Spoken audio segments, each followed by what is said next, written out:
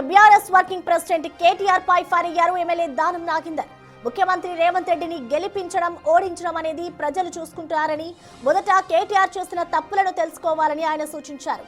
CM స్థాయిలో ఉన్న వ్యక్తిని ఏకవచనంతో మాట్లాడింది బీఆర్ఎస్ నాయకులేనని తెలిపారు.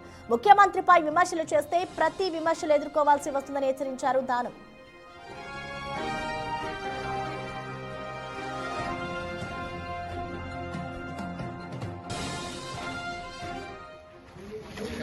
సార్ ఎన్నికలు ఇంకా రావడానికి టైం ఉంది.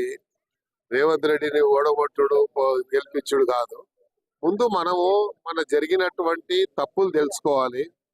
మరి ఏదో స్థామిత లేక మనం చేయకూడదు. ఎందుకంటే గురిగించ కింద ఉన్న మచ్చాగా ఎవరు తెలియదు, అది ప్రాబ్లం ఉంది. అందుకనే ఇప్పుడే కానీ ఒక స్థాయిలో ఉన్న వ్యక్తిని మనము తప్పుగా మాట్లాడితే ఆ స్థాయి ఉన్న వ్యక్తి కూడా కిందికి వచ్చి మాట్లాడాల్సి వస్తుంది.